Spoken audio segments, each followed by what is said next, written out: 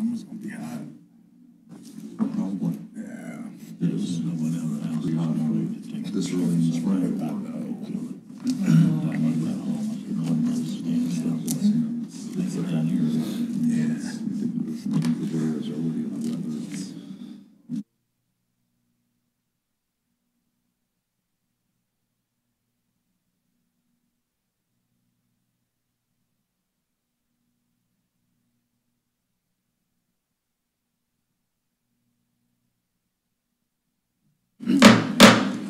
We want to welcome you to our City Commission study session. We ask that you turn off or silence all cell phones. Meetings are televised every day on Channel 2 at 7 p.m. and at midnight. First item on the agenda, Stubby Park discussion. Mr. Mayor and Commission, I'll start on this one when we have our Parks and Recreation Director, Steve Grant, and our Park Superintendent, Brian Bailey, here tonight, too. Stubby Park, as staff is getting prepared for some of our projects that are budgeted in 2019. One of those projects is Stubby Park replacement of playground equipment. On paper, it's the same type of project that we did at Cody Park last year, where it's a complete replacement of all the equipment, also the subsurface, the wood chips, although there's a little more to that than just them being mulched. And also some drainage. So when we started talking about the project and brainstorming how it was going to go and what kind of equipment we should get, the topic of Stubby Park itself came up. If anybody who has children or grandchildren or has lived in Leavenworth for a while knows, Stubby Park doesn't get used. I know this firsthand. I have a 2, 4, and 6-year-old, and a lot of times we'll go to Cody, which is always full on the weekends or whenever there's good weather, and we'll go to a different park. And if you go to Stubby, even on a nice Saturday afternoon when the weather's nice, there's nobody there. So first we thought, why? Is it the playground equipment? Well, Cody was packed even before the playground equipment was changed, so it's probably part of it's the equipment. Is it the limited parking? There is a dramatic lack of parking at Stubby Park. Is it the location on 4th Street? Is it a safety fear that parents have being that close to a 4th Street area? Are there other reasons? Is it not inviting? One of the reasons could be that there's not permanent restrooms. There's porta potties at Stubby Park. But when we started thinking about this, we started to also think about what are the benefits or what are the assets of Stubby Park. It has great visibility. It's a place that tens of thousands of cars pass a day. It's a city park. We own the land. There's excess ground there. People know Stubby Park because of its sledding hill fame. And so we got to thinking maybe this is an opportunity to turn Stubby Park, which is in a different part of the city than Cody Park, into a place that, another option that families or guardians or whomever would want to take children to play. How do you turn a playground equipment project into a destination park? And we use that in quotes, meaning when you leave the house, you're going to Stubby, you don't just end up at Stubby because Cody's packed. So what I asked Steve and his staff to do, knowing that we only had budgeted the replacement of the playground equipment, is what does it look like to take this up a level, to make it more appealing from the street, to make it more playable friendly, more friendly for the grown-ups who are out there, peaceful walking trail, and then putting in a fence on the west side of the project to give parents a little more peace of mind that if their child darts off to the west, they can't get very far.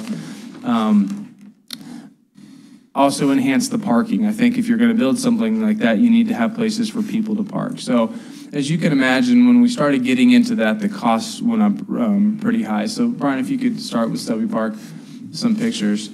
So as you can see, this is taken from the corner of 4th Street. And the first thing you notice is how much open space is there. And open space isn't bad, green space isn't bad, but a well-manicured and maintained playground area, I think, is even more appealing than just a field that we end up mowing continuously. Next picture, please. This is back looking to the back to the south, and you can see that even maintaining the integrity of the sledding hill there to the left side of the picture, there's plenty of ground out in front for play areas for different ages, for individual play apparatus, for a little walking trail around, or I should say walking trail, but a concrete or path border. And then also some plantings or trees where you could potentially put a fence in and around that would look nice, but also provide that safety. Next picture. And you can see in the right edge of where the restrooms are, those temporary restroom facilities. There's a small little shelter there, but that's really about it at that park. Next one, Brian. You're seeing the parking lot here. It's a small parking lot, sort of just a single path to a single play area with the swing set. It's not a bad park. It just doesn't do anything to draw people to that park. There's not much to do there besides just playing on that one apparatus. And of course, here's the sledding hill that throughout our process, as we were looking at what could be done, we wanted to make sure that we maintain that, didn't put a fence anywhere on the bottom that would prevent future sledding. Definitely one of our goals. Next one, Brian. So we talked to a landscape architect that we had dealt with before, that Steve and his staff had dealt with before, and we gave him some goals. Bring life to this visible location, a more diverse play setting for areas of children of varying ages, a 2 to 5 play area, 5 to 12 play area, swing sets, some standalone play apparatus, which you see in the middle there. A parent guardian friendly area with benches, areas to observe children, and a new shelter. There's no birthday parties out at Stubby Park like there are at Cody Park, or family events. And that park shelter fills up very quickly along with Woolman as the year goes on. So then, of course, the big thing is more parking. If you're going to build this, you need places for people to park. You can park along 3rd Street, and a lot of sledders do. But it's not as ideal to park in a parking lot. So we asked for some options on parking. Maintain the sledding hill, and creating a setting where safety was of the utmost consideration because of its proximity to 4th Street. So if you see on this, kind of at the bottom of the berm outside the park, and the placement can be moved back and forth. There's a fence there that would give a little bit of peace of mind. So getting into cost, we asked the landscape architect to phase this out for us, and what would it cost. So I'm going to pass out a cost breakdown for you here. And we sort of, yeah, we'll get them one once it goes around. If you look at phase 1 of the sheet that's coming around, you'll see that to add to the existing playground equipment, the parking expansion, as you'll see on the diagram there, the parking expansion would expand the lot that's currently there farther north, but that parking lot to the west would not be included. You already is? Yes, in the packet. And then to also do the walking paths, and then the fencing, along with planting some trees, working this out. So that doesn't include, the first phase would not include the most expensive items, which is a restroom. A restroom at that facility is more than the playground equipment. You're looking at about $193,000 for a permanent fixed restroom at that location. And again, these are estimates. The construction numbers would probably come in hopefully a little bit lower, but when you ask for estimates, you ask for the highest level. A new shelter like one that would be at Woolman or even Cody with the concrete, with the footings, is $102,000. And the full parking expansion, which is the 2 mirrored lots that you see up there, that'd be about another $61,000.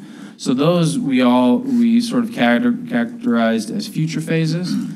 But what we think would make a big impact and would be designed to accommodate these future phases, to spruce up what we've done with the playground equipment for this year, it would almost exactly, just happen to work out that way, double the budget to $270,000. That would get you an expanded parking lot. That would get you all the concrete and the walking paths around the entire facility. That would give you the fencing. That would give you some work on drainage. That would give you a little bit more playground equipment and recreational opportunities for children. Instead of having a replacement of 1-to-1, you would have some age appropriate, a 2 to 5 area, a 5 to 12 area, some individual apparatus in between, and a large swing set. All of this could be changed as the commission saw fit if you thought certain things were too much. So then we get into identifying costs. To come up with another $135,000, we've looked at a couple of different things, some fundraising, some requests for some donation of supplies here and there. But the majority of it would need to come from the CIP budget. For an example, the City Commission elected recently to not do the LEAF program. There was $65,000 allocated for a new LEAF vacuum in 2019. Yeah. If you wanted to rededicate that to recreation and youth and Stubby Park and turning Stubby Park into a destination, an aesthetically pleasing amenity for the community, that would be an appropriate use of that. There's also CIP contingency funds. We budget a contingency in the CIP each year that could be used for stuff like this. We just didn't want to miss the opportunity to at least bring to you the idea of why we're in there with Stubby Park, really turning this into something that the community can be proud of and doesn't sit vacant on summer days for lack of use. So Steve and Brian are here. They've done a lot of work on this. Any questions you have of us? If you did want to go forward to this, I could provide some options for funding like I did with the LEAF VAC or some other CIP contingency dollars. We're just interested in your feedback. Yeah, I'm in favor of it. Go ahead. Was this about a 3-acre plot? Anybody? I'm not sure. Probably 25,000 square feet or something like that. I'm looking at it. And at Cody right now, where most parents park when they go to they can park in 2 places, but realistically, they all park right off limit. How many parking spaces are there, you think? approximately 25. Yeah. 25, and this would be right in the 22 range or something like that. So that would be, and this area is actually bigger than what the Cody playground area is. On that side. Right, yes, we have more ground to work with. Yeah, I think this, if it was built up nicely, it would be a destination area. And I agree with Mr. Kramer. I think that my gut feel why parents don't take their young kids there, they're afraid of 4th Street. Right. Yeah. And if they're sitting there doing something, all of a sudden Poindexter darts out, and throws a ball and goes towards 4th Street, that's going to scare anybody. So if we put some type of fence there, and obviously add a few other things, I think it would be a heck of a draw. And you don't have to pull a number when you go to Cody and say, it's my turn now, and someone else is. Yeah, Because it is good, then we can take my grandkids there quite a bit. They're a little bit older now than they used to. And that fencing we talked about there, we're just talking about a 4-foot, probably black chain link that would run somewhat along the base of that hill. So it's not like the park's fenced in. Yeah, it's not gonna show You got a that much good, we from talked the top. about plantings, but then we just didn't feel that was enough of a physical barrier for Right. kids. So we wanted to go with a low profile, low visibility, yet sturdy, impermeable for kids anyhow. That's what I think that the fence and the parking is a key thing to begin with. That would be good. And it's gonna have 4 swings. 4 swing bays, that's correct. Because of the use we see at other parks, especially Cody, we decided to go with 2 swing bays that have the belt swings. So there'd be a total of 4 belt swings. And then there would be a bay that has the 2 tot swings. And then another joint swing like we put over at Cody that where a parent can swing with their kid, which we see that getting used all the time over there. And it's really a neat thing, and where a grown-up can go out and swing with their toddler and actually be on the swing. So there would be 4 swing bays, and when you have 4 like that, you can actually, per the guidelines, you can tie them right together end to end, so it doesn't take up as much space. And then as Paul referred to, some individual play features. And then also coming off of the 5 to 12 structure, we're going to have more of a type of athletic type equipment or trapeze bars or something going away from that, so it's a little more challenging for the older kids. The other really neat feature that Brian and I are excited about is we met with the landscape architect. Because of the slope at this site, and it's kind of hard to see on here, but it's drawn in where where we can run that border sidewalk around the east side of that play equipment.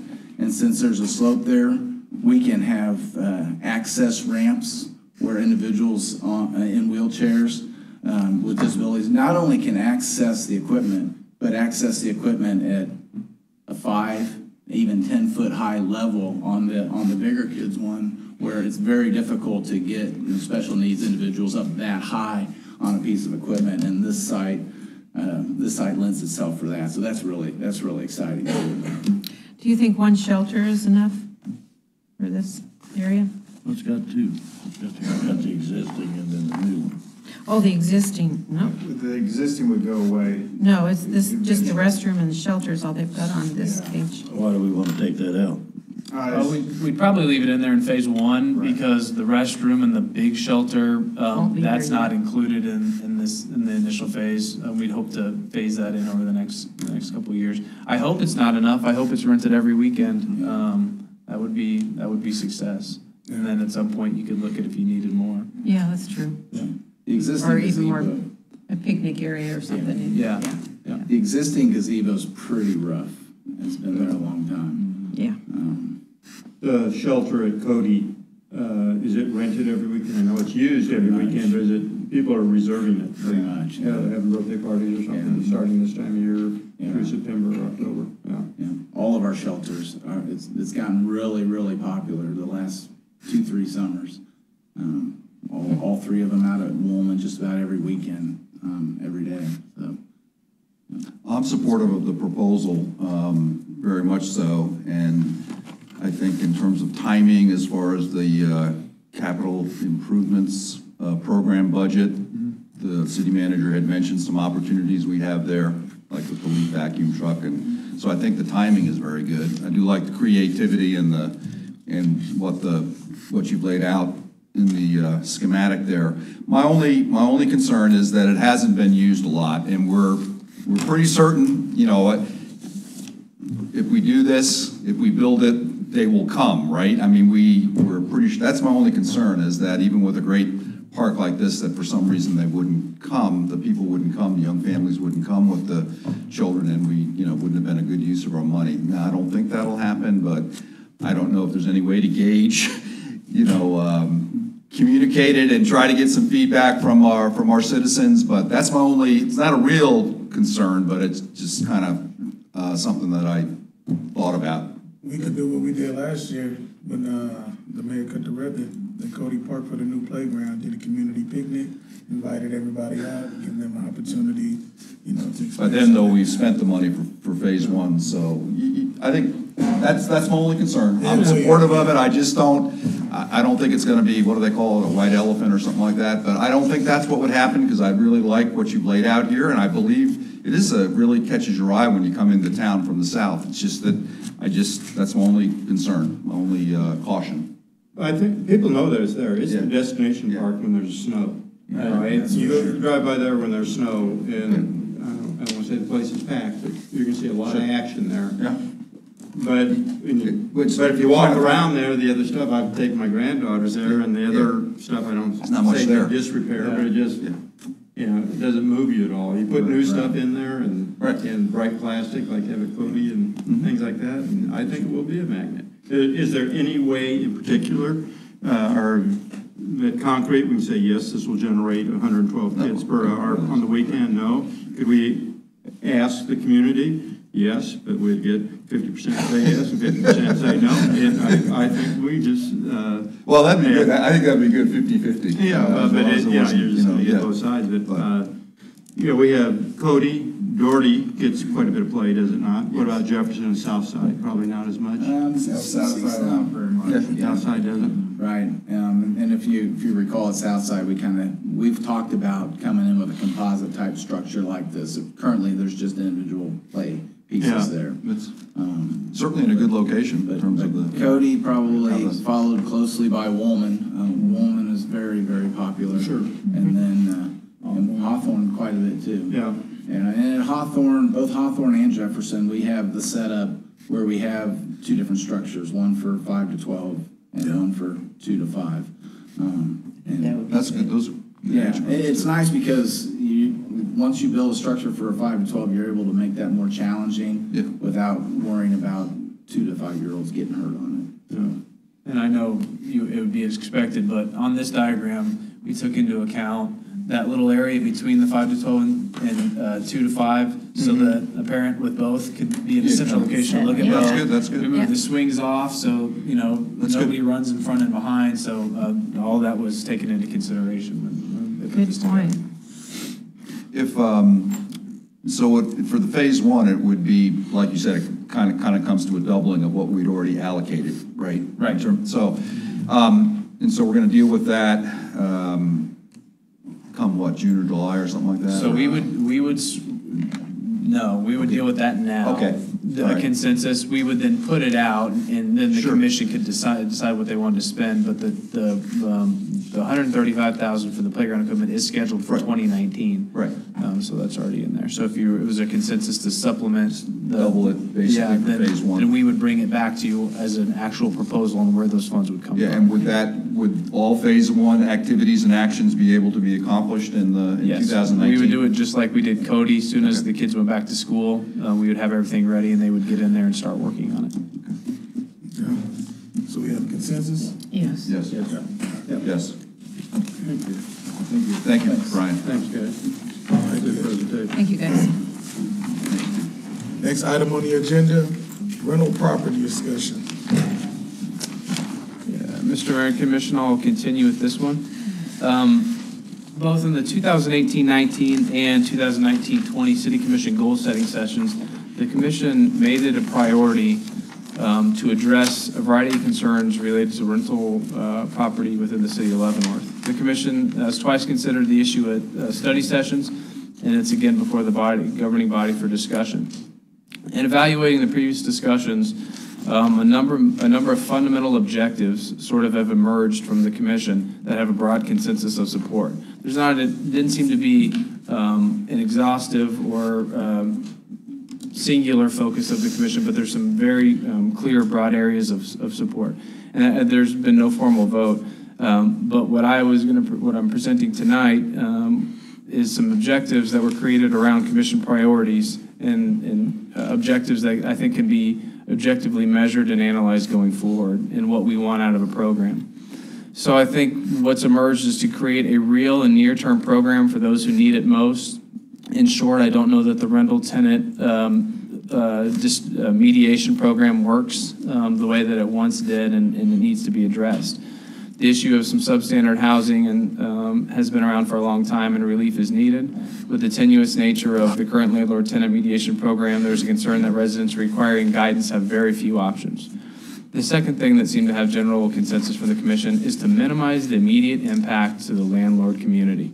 There seems to be a concern about fees, registrations, and programs that can negatively affect property owners who operate quality businesses here in the city of Leavenworth, and don't need to be drug into solving the problem of what we all believe is a small number of property owners. Right.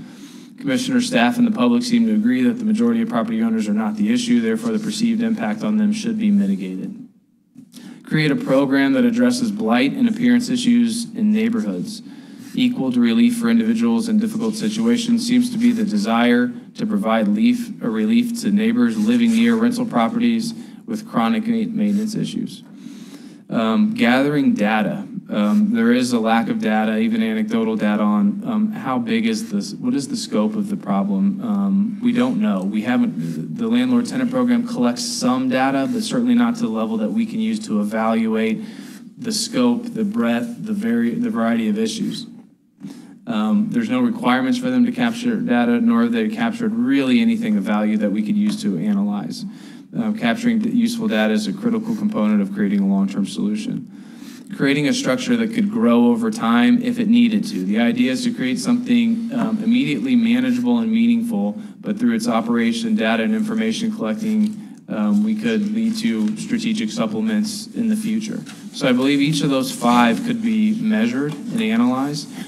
Creating a near-term program for those who need it most can be captured with how many people are we helping, how many repeat people, how many rental customers in the city.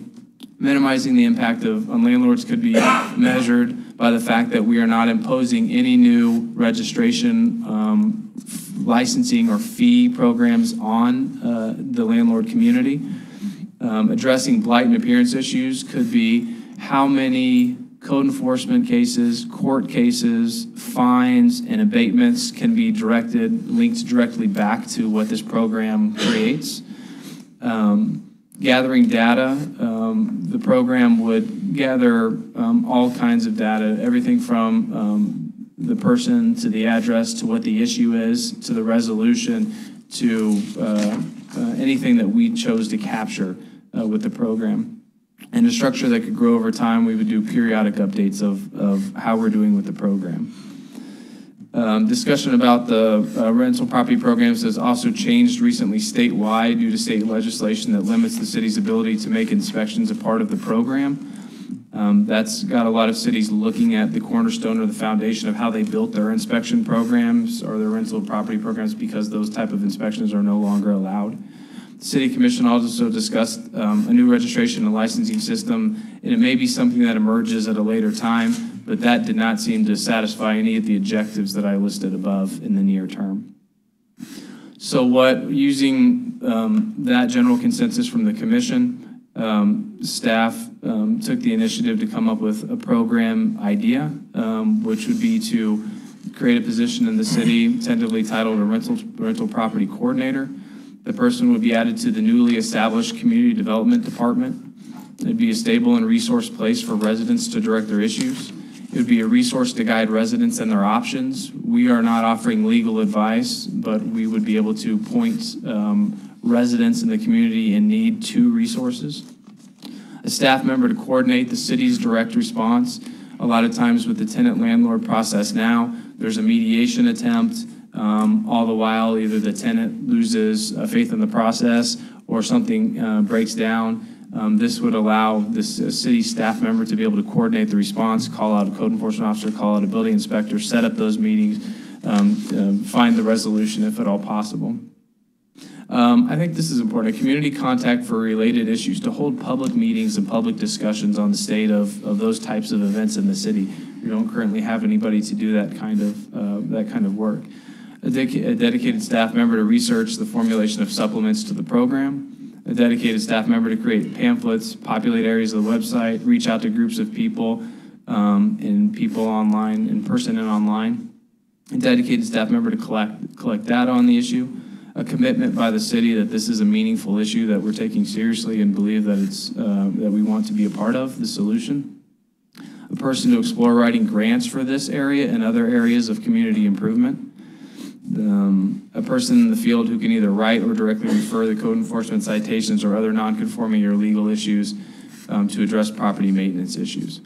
The position is not currently funded, and necessary funds would be needed, added to the upcoming budget process. There are a number of ways we could do that, and we could talk about that as the next step if the commission believed that this was something that they wanted to look into. We want to try to help the people who need help without creating hardship for those who aren't part of the problem, was the goal behind this project. And to ask the city to get involved in something, I think you either do it, you get involved, or you don't. I don't know that we have the existing staff to intake rental complaints. We have 3 code enforcement officers. Currently we have 2. There's 1 vacant, and they each cover half of the city right now. At the worst weed and grass season coming up, we're trying to hire a 3rd. Other than that, I don't know where you could direct these type of issues and have a real process in place that we could track. Some of the shortfalls of the program is there may be issues that are not city issues. They could be rent disputes. There could be disputes about a property condition, and we would want to be clear from the beginning that during the intake, it could be that somebody comes in and we say, this is not a city issue, this is a civil issue, and provide information on what their options are due, and that would be the end of the program. We also would have an intake that indicated, have you contacted your landlord? What have you done? We talked about that, making the hurdle where anybody couldn't be a chronic complainer. We would vet each issue. Obviously, a lot of work has to be done in getting this ready. It wouldn't be ready till January of next year when the budget would allow it. But that's the program that we have designed so far. Well, this has definitely been an issue for many years, and I'm glad that it's being addressed to the commission right now, and I'm very supportive of the program. As explained. As explained, yes, sir. Okay, I'm not. I see it very difficult to put another full-time employee in. That's one. Number two, you've evaluated this on paper, which you did a good job on, but you need to, and we're gonna do that this evening, we need to talk to some landlords and see what kind of problems that they have. Is it all the indigent peoples that are complaining to the landlords and the landlords the quote unquote bad guy? Or is this the other way around? I've talked to some that say, yeah, we need this program in there so we can come down and complain and get something done. You turn around and talk to the landlord, well, the house was in good shape. They got behind on their payments and they went in there and tore the house up so they could call the city and get us involved. So you got a lot of things involved in it. I'll still go back to my original, which was those 5 or 6 things. And I think that's what we were gonna try to address, those top issues, those. Those would be part of all of this. Yeah, because it just wouldn't be just a regular complaint. It would have to be. Well, what I'm opposing is a walk-in inspection. If there was a complaint, you're opposed to an inspection based on once we learn the details of a particular complaint, you had mentioned like six criteria. If we deem that, And we held it to that. Yeah, I would support that. that's what, I'm not in favor of any type of upfront inspection or anything like that. We can't do that, and Right. this would still require, as is the case now, if any tenant in the city calls us and invites us in, we can go. So Right. this would have to follow that same thing, where we would have, there is absolutely no scheduled inspection. Right. It's all based on a tenant I can inviting follow that. the staff person to come in. And the goal and the implementation from me down would be, this is not about trying to get after all the landlords.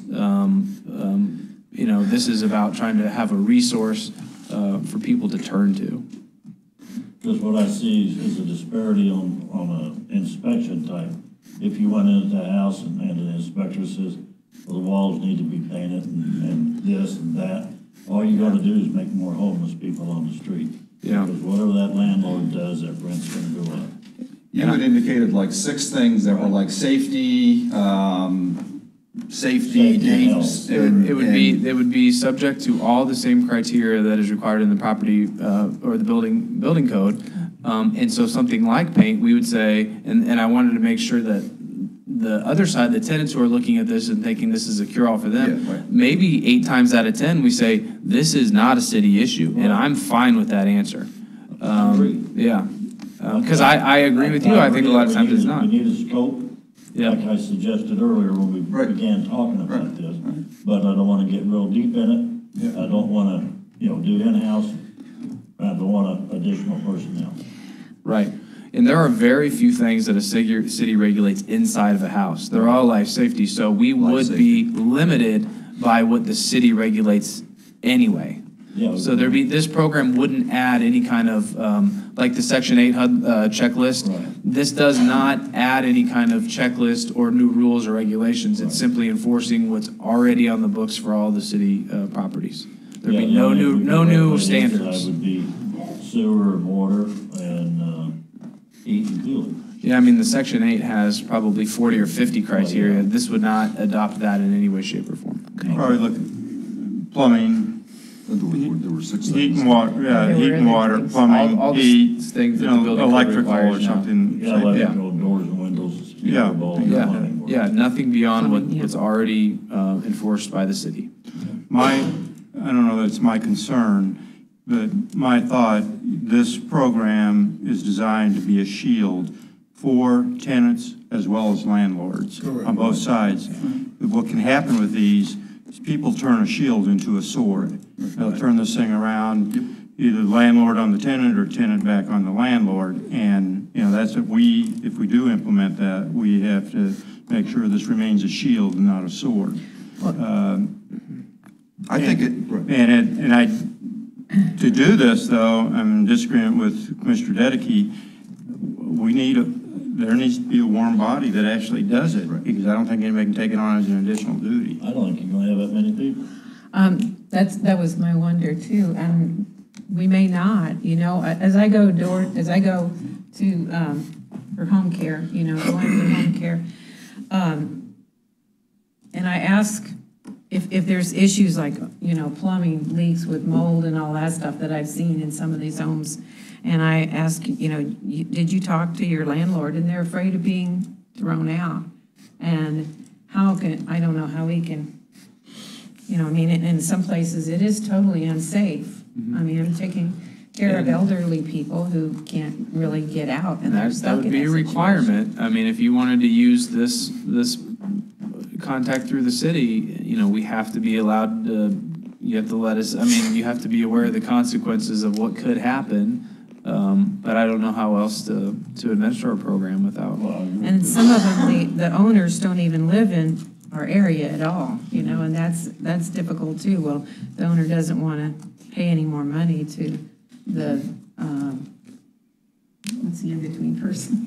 The person that doesn't. Property manager. Property manager, to fix the problem, so. But if the problem is toilets aren't working or toilets not Right. working, electricity doesn't work, or it's arcing all the time, turn on, and, the fire can start any time, and there's no heat. Those are the three major things. If a tenant comes to the city to go in and look at it, I think our position would be, we get a hold of the landlord and say, this has to be corrected, these are life safety immediately in a certain amount of time, whether it be 24 hours, 48 hours or something. And if it's not, whoever made the complaint, they're probably not gonna have a place to live, because we're gonna tag the house and say, no one can live in here. And so, that person that makes the complaint possibly has to have options. Sometimes those people don't have options, but that's the reality of the situation. And if, let's say a tenant takes a sledgehammer to the toilet, then they call down and say, oh, my toilet doesn't work, which obviously it doesn't. I go and look at it. The landlord's still going to have to repair the toilet. But if I'm the landlord, that person's going to be out on their ear because they broke the toilet, but I still have to repair the toilet, to make that thing habitable, either for that person, if they're going to give them a second chance, or rent it to another person. So that still has to be corrected. Well, what about retaliation? That seems to be the fear of telling their landlord. There's nothing we can do about that. That's civil. That's civil. If they told us, then they know that we've been called by the renter. That's true. That's part of, that's this it's intended to be a shield, but both sides can turn it into a sword, and it will happen. That would be a real There's a lot of unintended consequences here. It's not to say, oh, we're going to protect every tenant and we're going to protect every landlord. It's not that simple. Well, like the people that Nancy talked about, she went in and there's mold in the house. Well, that's a reason right there that they shouldn't be in. It's a health issue. So that they would have to move out that day. If they report it. Yeah, If they report it, yeah. and there's, It's yeah, still there up to were, them to this, So where are they gonna move to? one person. Yeah, that's true. This person was yeah. handicapped, Like I they said, we're couldn't gonna go grow anywhere. Our homeless population. Yeah. Well, like I said, that's if they report it. If it's an issue, my thing is there's many landlords who get away with it. There are tenants complaining, and the landlords aren't doing nothing about it. No, I They're agree. forced to live in this. So with this program, I'm hoping that we can crack down on those landlords and eventually it'll stop, period. Because it's obvious of the ones that we know.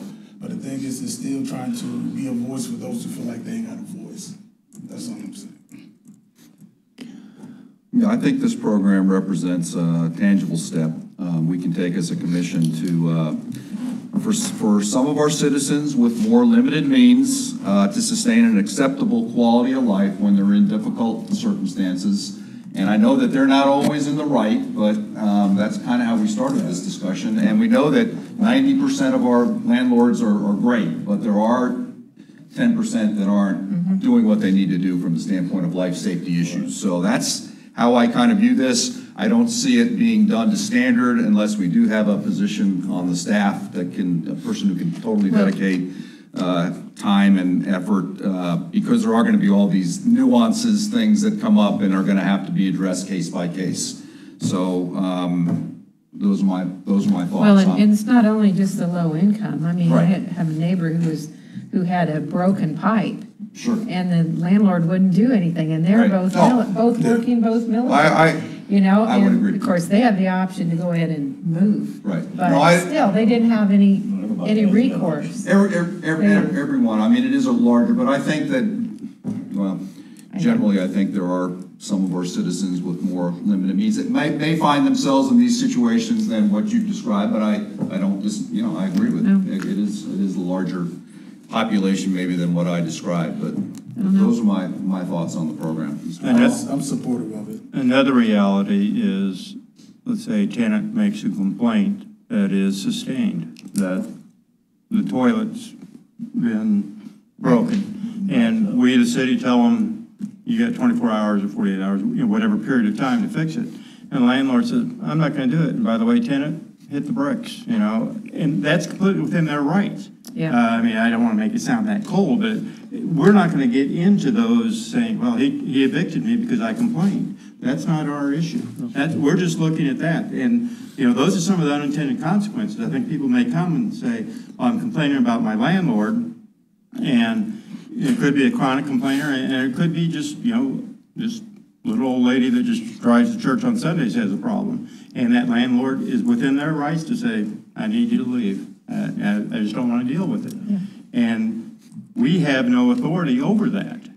And those incidents will happen. It'll happen both ways, too. And what was the example you used in terms of the landlord being able to evict somebody like in a 24-hour period or?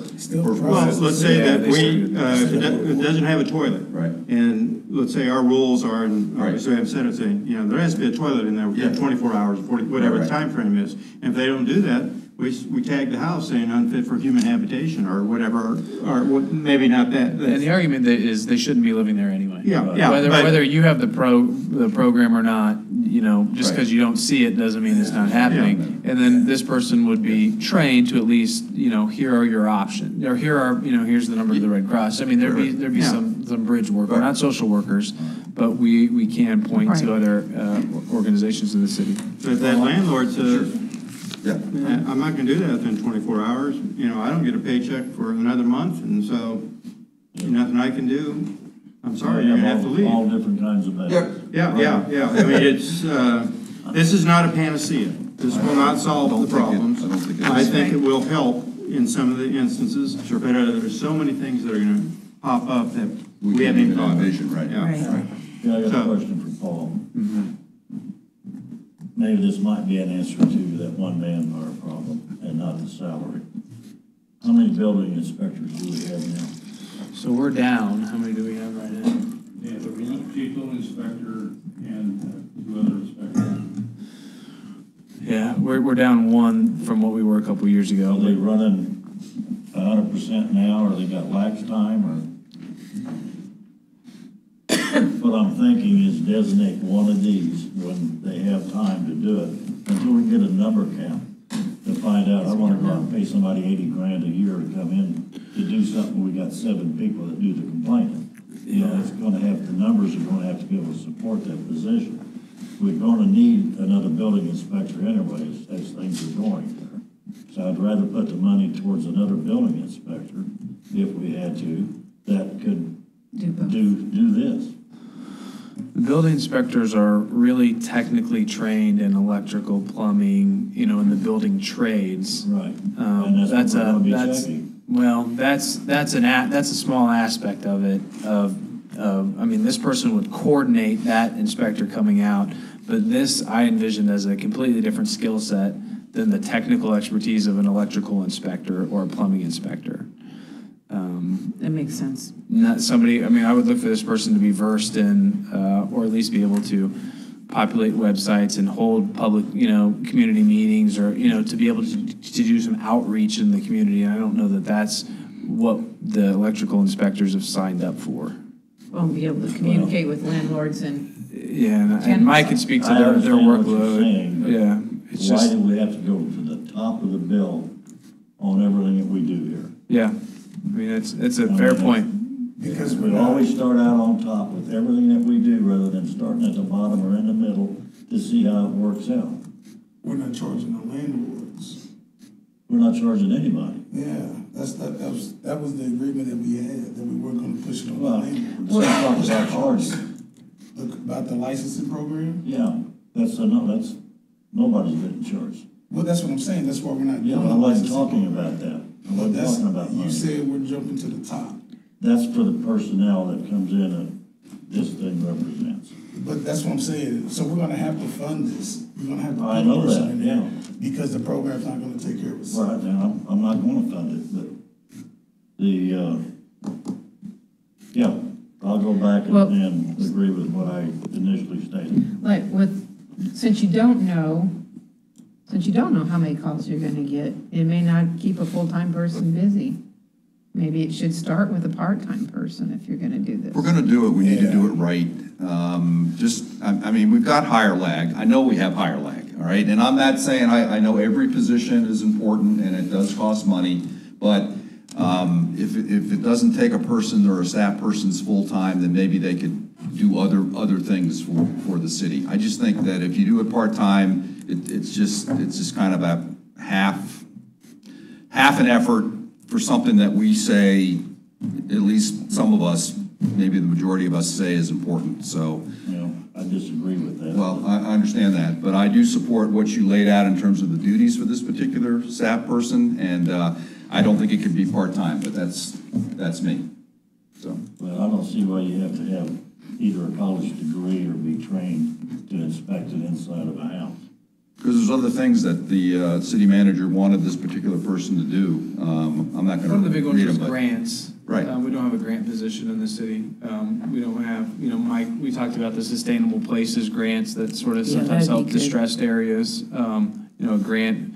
I'm not married to, that the title could be, something of a rental property and grant coordinator. What would And you we could say gauge the the grants. There is a need for that. base pay would be? I really hate- If you had to ballpark it. I really hate to even do that. We have a process that we go through with every position where first thing you do is put duties and skills required. You put that into a formula, and then it spits out a classification, and then you go from there. So without having a job description, which would be first, I would hate to say that. I would assume somewhere around a code enforcement officer position. And what is that approximately? Salary, not $40,000. And then tax and benefits, we're talking 60.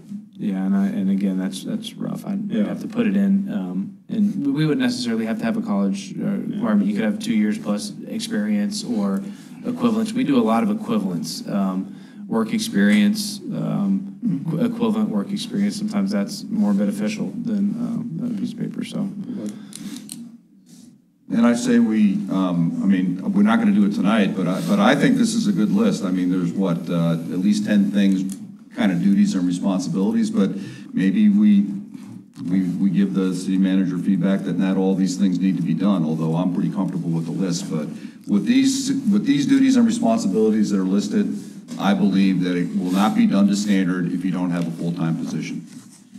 So that's my take on it. What's your take, Mr. Persinger, Commissioner Persinger? Oh, I think I said what I wanted to say. I'm interested in hearing from, I know there's some landlords here that I'm sure that want to speak to it, and if that's up to you, Mr. Mayor, when they come up, but I have nothing more to add. Does anybody from the public want to speak On this particular issue. on this particular issue? Everybody's here for stormwater? Not yet. Don't laugh too hard. Not laughing at you. I, just listening to what y'all said, I think a part-time position can handle. You know the drill, you got to identify yourself. Pardon me? You know the drill, you have to identify That yourself. was your name, we know. We know who you We are. know who you are, but, the millions of TV. If you have complaints right, Phil. huh? He just did. No, he didn't. He just Yeah, did. okay, I apologize. That's all right. Anything else? Okay. I think you probably need a full-time position, maybe 2 full-time position people, because you're probably, getting 35, 40 calls a day on this right now?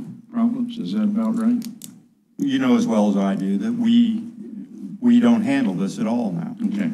Yeah. But, so you don't know if there's anybody complaining or not? Sister Well, Vicky can there's vouch people, for it. there are people who've complained over the years, but the system or the mediation process that was in place with Sister Vicky and her organization has dissolved. I mean, it just doesn't, Okay. just doesn't exist. Point being that there's not, phone lines aren't burning up all over everywhere. No, because there's no phone lines. Occasionally, there's some Right. problems. You got some bad tenants, you got some bad landlords. Okay. I think if you really thought about it in depth and you wanted to do a good, thorough job, I think if you had a position, if you decide you need to do this, a 4-hour position, 8 to noon, this is the call-in time if you have a problem with your landlord. This office is open 8 o'clock to noon every day. That can be a somewhat of a part-time position. You're not paying benefits and everything else, and you can find somebody that would do that and qualify to do the job for you. That's just a thought, but 8 to noon, something like that, 5 days a week. Now you've got a part-time person and you're not paying vacation, retirement, and all other kinds of stuff. And that person during that period of time, if everybody knew, if I'm a tenant and I've got a problem, I know that I need to call in. I call the city clerk's office, city hall number. That office is 8 to noon. Okay, I'll call back tomorrow with my complaint and before noon and make sure I get a hold of that person. And I think that's doable at a time when you've got umpteen calls coming in every day. Then maybe you need to change that over to a full-time position if that time ever came about. Something to think about. Thank you, sir. Appreciate it. Sister Vicky?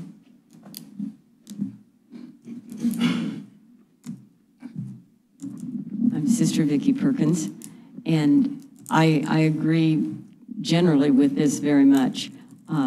I think letters coming from the city versus, well, Central doesn't hold anything, you know, so letters coming from the city would have more impact and have a better chance of being responded to than the situation now. And just having somebody that's all they do, or at least for part of the time, I think would move us much farther than we are. I think it's a good beginning. I don't know until, you know, more teeth can put into it that it's going to solve the situation, but it's a step forward, and I think we drastically need a step forward. Sister Vicky, Yes. you're closer to the situation than any of us have been. What, based on your experience, how big or how small is the problem? Well, right now, we don't get calls every single day. We probably get 6 to 8 within a month. But I think there are a lot of people that if they knew they were calling the city would call. There are a lot of people that don't call because they don't think anything's going to be done. Now, So the 6 or 8 that call you, what's the process? If I call you and say I've got an issue, tell us your process. I'll ask them a number of questions. If it's, for example, if it's just mold, there's no regulation in the city, the county, or the state against mold. So, you know, I might go out to the house and I might not.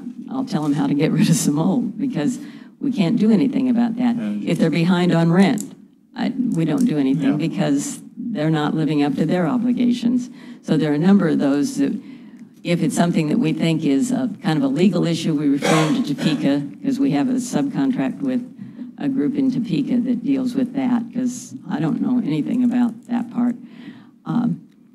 I just think somebody, you know, there are a number of them. Some of them are things that when we send a letter to the landlord and the landlord calls back and tells his part, then we drop it because for many cases, there have been other issues that the tenant hasn't told us. Yeah. We get many more calls from tenants than landlords, but we do get calls from landlords. And most of those are people who aren't paying rent and they don't want to put them out. Well, they're not paying rent, you got to put them out. Right. And so I think there are a number of different issues that we deal with. We then will I'll go out or somebody goes out to look at the place. If we think it's really, truly a safety or health issue, then the inspector goes out. And then if it's not that, we'll often either call the landlord or send a letter. And honestly, there's a handful of landlords in this city that are the problem. That is not the majority. A person comes in and says to me, I'm looking for a place and I thought I'd go to this person. And if I've never heard of that person, I said, go to them, because it means there's somebody that's doing what they're doing. And that's what most of our landlords are doing. But there's a handful that are the major problem. Of those 6 or 8 a month, how many are egregious enough that, Commissioner Dedeke had a list of, 6 or 8 life safety issues and, public health issues, toilets, no heat, windows missing, maybe electricity arcing or something. I'd say maybe half. So and maybe you less. actually find some that do have these problems. We do. And when you approach the landlord, either by phone call or letter, do they respond fairly quickly, or some of them Some say do. that's the way it is? Some don't respond to us but fix it. Some respond to us and fix it. Some don't do anything. And we have nothing And that some we of can them take do. retribution You against have the no tenant. hammer, right? That's right. Right. That's right. Basically. Yeah, and do any of the landlords take retribution against the tenant that you hear of? I'm trying to think back. There may have been some, not a lot. I always say to a tenant, this is a possibility. Right. So, is it worth it to you to risk it? And sometimes it is, and sometimes it isn't. I have tenants that call me that say, I don't want you to contact the landlord. And why do they want to? Not a lot I can do if I don't. We have people that call us after they've moved out. Well, I can't go in after they've moved out because it has to be the tenant that invites us in. And we'd be the same. And so we can't. Yeah, and we would insist Yeah, on that. yeah, and so we can't do anything if they wait till they move out. Right. And they say, I just don't want somebody else to move into this. Well, call me earlier, Yeah. and we can do it, so. But you're supportive of what we're talking about? Yeah, I and think kind of it's a good first step. Right. I don't think it'll solve the problem, but I think it's a first step that will make it better. And And we're we not can going to learn solve as the we, problem and we overnight. can learn as the program is instituted, right? Right. And improve it over time. Yeah, right. Thank you.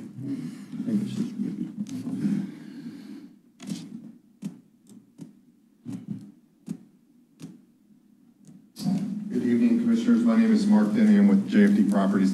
And first of all, I'd like to say I wish there was as many plumbing problems in our city as we all discussed here. Our business would be a lot more successful. I appreciated Commissioner Preisinger's comments and analogy on the sword and the shield. And I'm afraid that's, we could see some of that happening. As has been said many times up here, the majority of the landlords in our town are good. The majority of our tenants in our town are good. But there are some tenants in our town that are not so good. There are some landlords in our town that are not so good. And I'm afraid what we might find is a lot of the complaints and what you might be hearing are more of the civil nature than of some of these safety issues. I mean, we have not come to one instance where we weren't able to work something out with our tenant. I mean, we're always able to. And at the end of the day, we're in a free market society. If you don't like where you're living, move someplace else if you're able to. I understand some people aren't able to.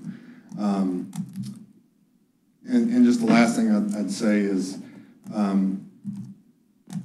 the landlords, the property owners are the ones that own the property and are ultimately responsible for the property. But it seems to us, as more time goes by, the tenants have more power and a lot of times have more ownership in the property than the property manager or the owner does. So I'm just always fearful of that pendulum swinging farther and farther towards the tenant. Yes, it is their home, but they don't own the property. So that's all I have. Thank you. Thank you, sir. So I guess on that, speaking of what Mr. Denny said, I think the recourse on that would be the commission looking at me and saying, this isn't the program that we agreed to harassing landlords. And I would be held accountable for carrying out a program that was fair and equitable and respectful to landlords and didn't jump to conclusions. And essentially that would be my job to ensure that that's the way the program was handled. To me, it seems like a clearinghouse, and what we can do to improve our community, I'm for. I like the idea of taking the calls half a day, but whoever this person is going to be applying for grants and doing other things the other part of the time. So I'm okay with a full-time person. I didn't think 80,000 was appropriate, but that's my own thing. But if it was like, 80,000? somebody mentioned 80,000. Oh, no, 40, I think was. 40. Commissioner Dedeky threw out 8. For a full-time person, I bet you'd be real close to it, time you got everything figured. But if it was like a code enforcement officer, that seems to be appropriate there. But I would be willing to have you run with this and see what we come up with. Is that good enough with? Yep. I think we have a consensus. Yep. Are you on board, Mr. Dedekey? Yeah, I said I was. Yes. Yes, sir, gotcha. Okay.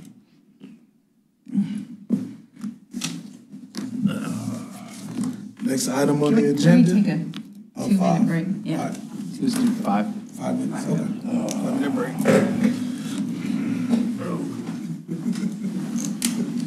You okay? Yeah.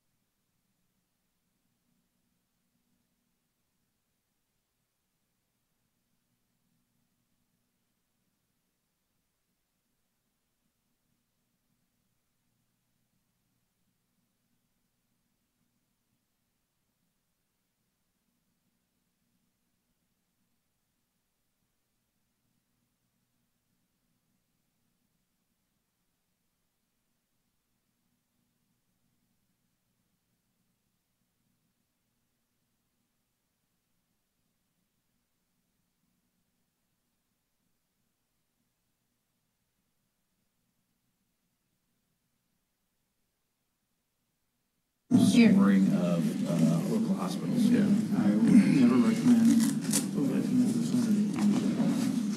Good, ready? Meeting back in session. Stormwater fee discussion.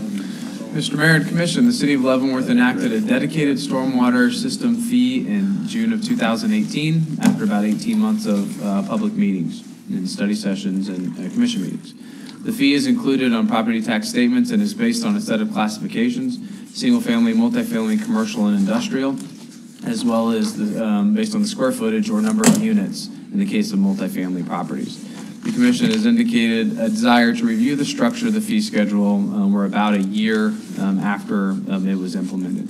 I won't go through the whole background, but as a reminder, in 1994, the city hired Black & Veatch to complete a storm drainage master plan. And one of the recommendations of that was to consider the implementation of a stormwater utility to fund capital improvement projects in the operation and maintenance of a drainage system. So essentially a dedicated revenue source for those efforts.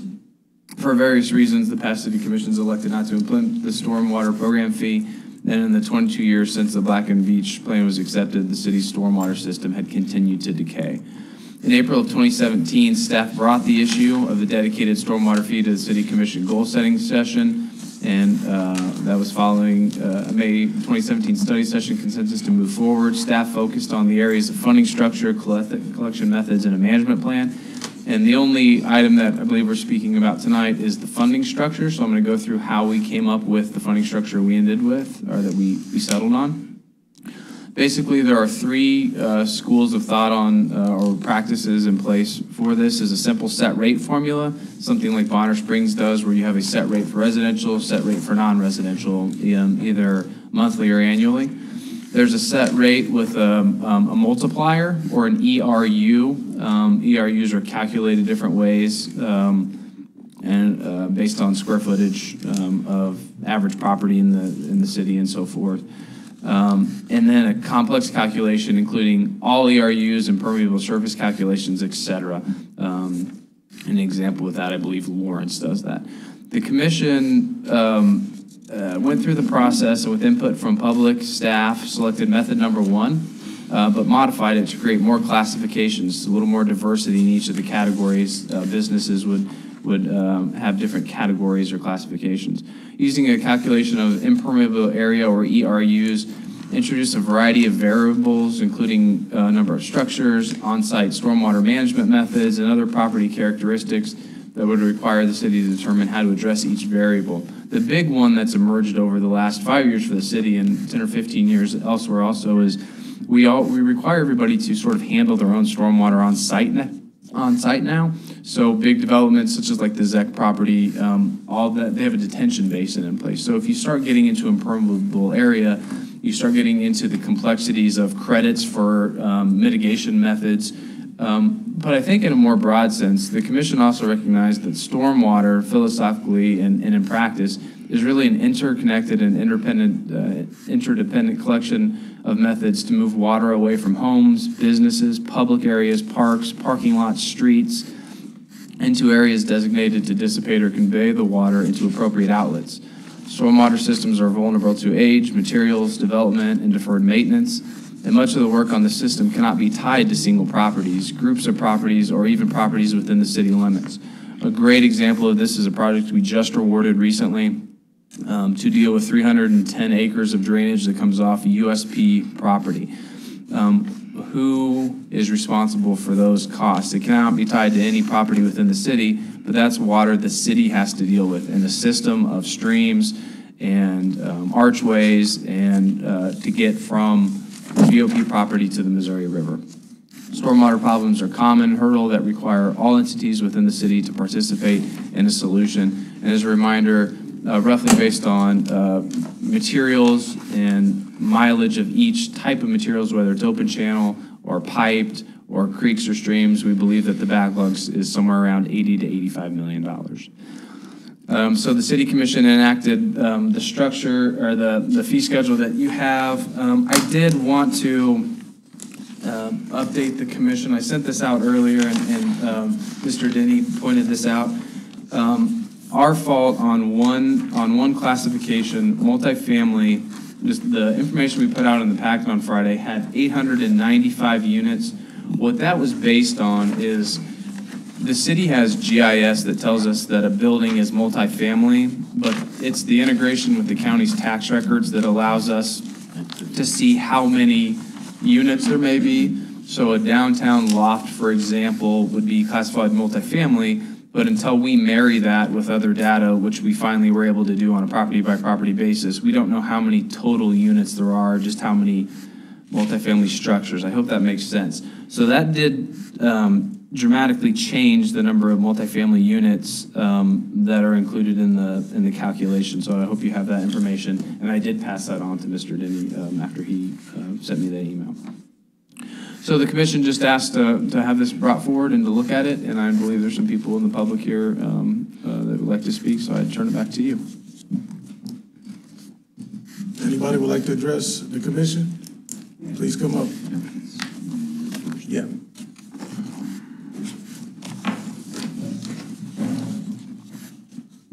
My name is David Drake. My wife Julie and I own Homestead Greenhouse on 10th Avenue.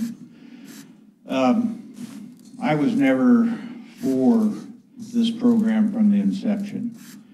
Basically, I'd like to just keep things simple when I look at business type situations. And this is very much I know the city attempts to operate like a business, but I would be willing to bet there's hardly anybody on city staff or probably very few with the city commission who's ever owned and operated a business aside from, say, a home-based business or anything of that nature.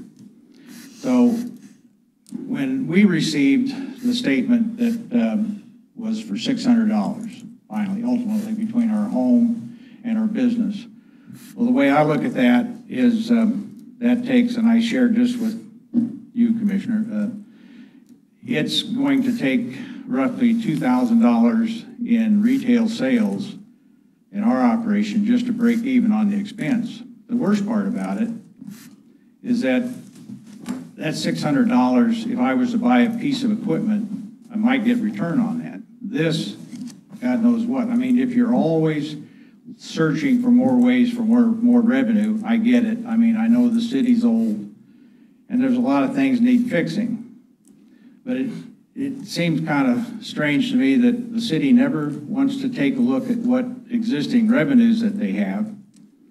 And maybe they're staffed a little heavy in some departments, or maybe have every department look and see, okay, can we cut 5% across the board, every department, and see what kind of money you can generate. It just never happens. And I would like for all of you to give me an example of one government entity that doesn't maybe use the tax dollars wisely. I mean, I don't think there are any. I mean, it's too simple. You guys sit up here, and it's kind of a bubble up here. I mean, we're on the outside, and part of the reason that maybe a lot of things are the way they are with government entities is that the citizens don't either have the time or they don't want to take the time to come down and visit with you folks, because how would you know what our thoughts are if we're not down here talking to you? I mean, that's pretty simple. And it's just to the point where, okay, it was just $600. It's not going to kill me. But if I look at it just strictly as an increase in property tax, well, I might think, well, okay, maybe I need to go talk to the county assessor and let's see why they came up with that kind of an increase.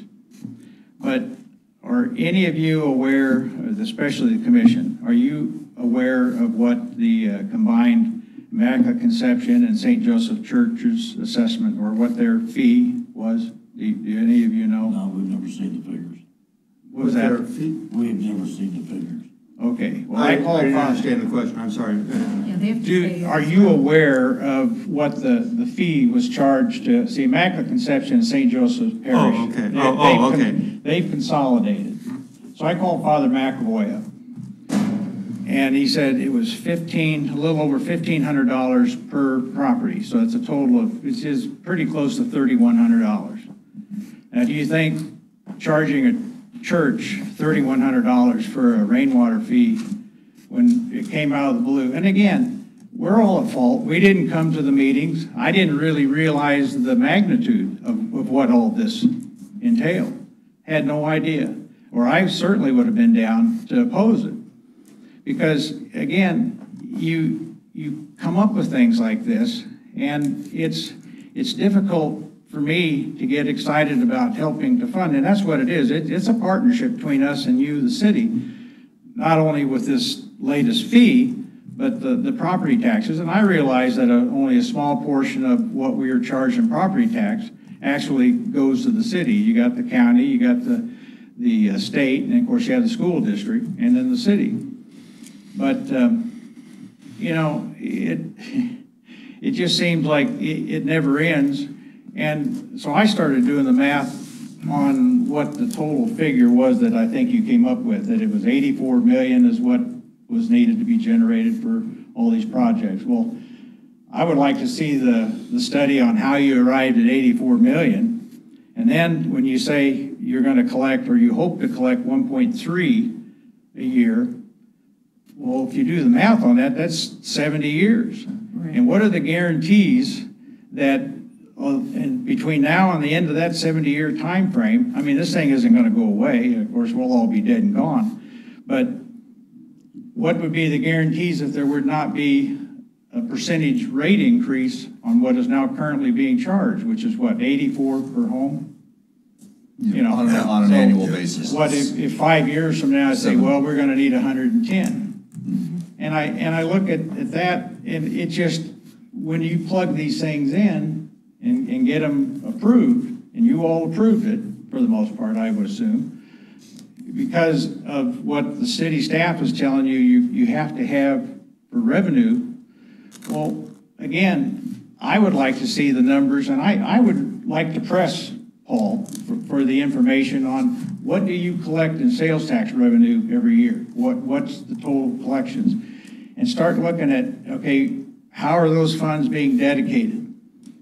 You know, break it down. And there, all I know is way back 30 years ago, there was 1 cent sales tax that was brought into play to help purchase the property for the community center and the library and all the necessary renovations to bring those up to snuff.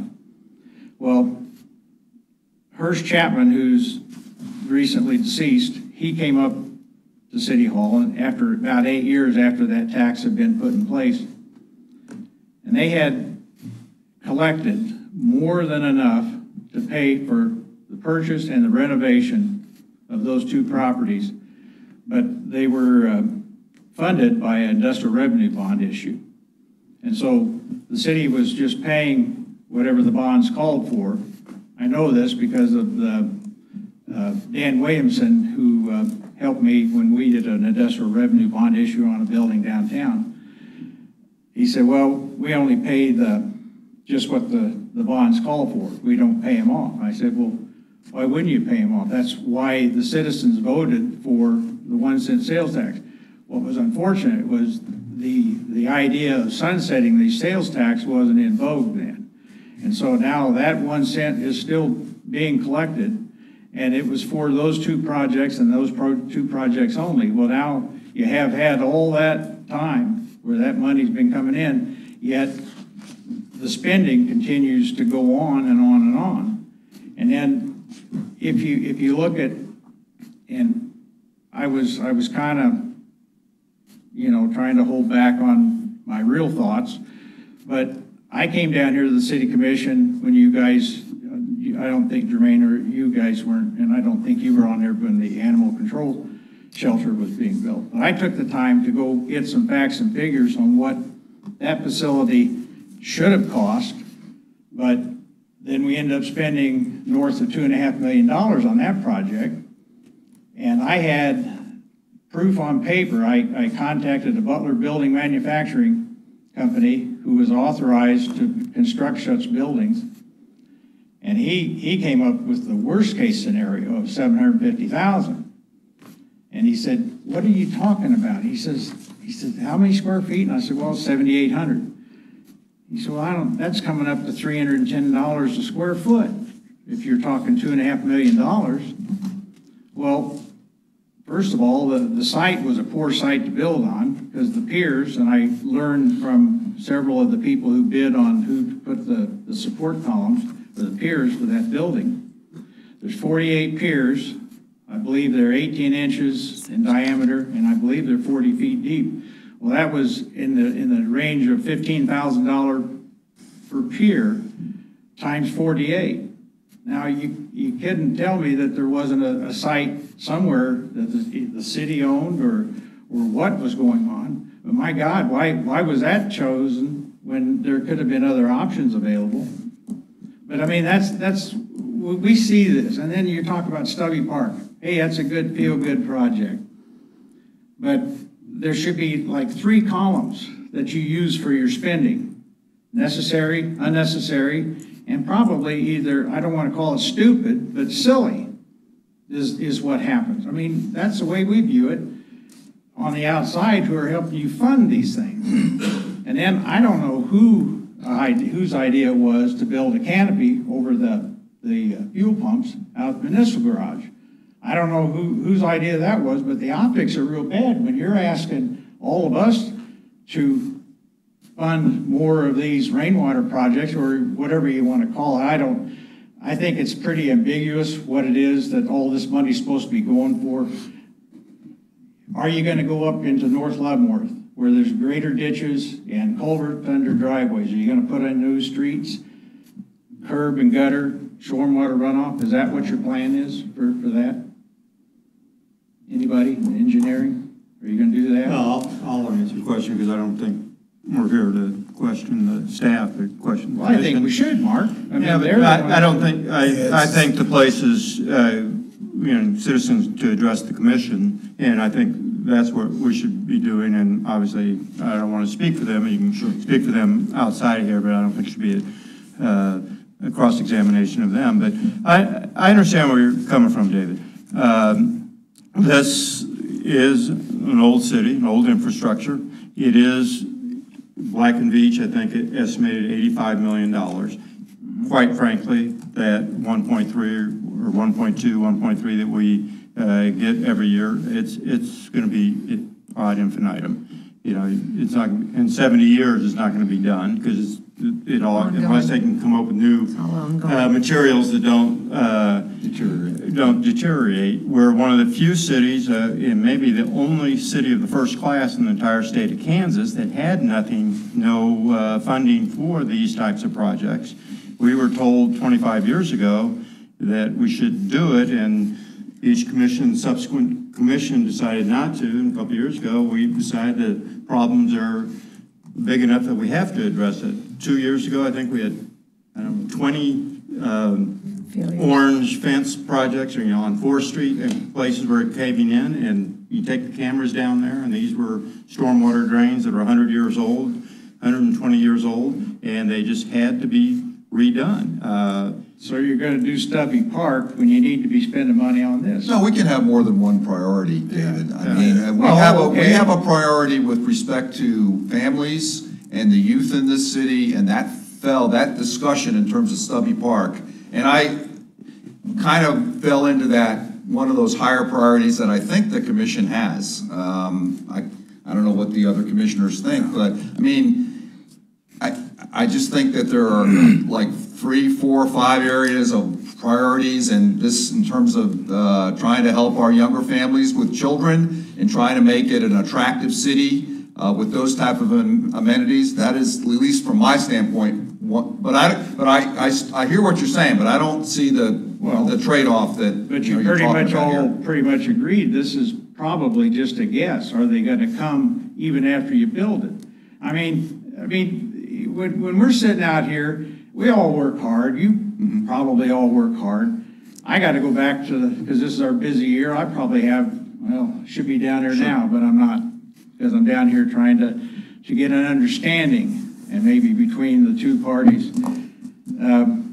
It just seems it's tough. It's tough to watch things like that, and then the canopy over the fuel pumps. For crying out loud, how long has that been that's been that way? Why do we have to have it now? I know we think say, there were- well, it's just I 68,000. think there were some safety regulations have- that we had to. That's not part of the discussion. I don't know. Hey, excuse me, sir, no disrespect to you, but just for the sake of time, we still want to allow That's, I've the other said it. citizens to speak. Okay, Right. thank you. I appreciate you. Anybody else would like to address the commission? Ask that you keep it at 3 minutes if you can, please.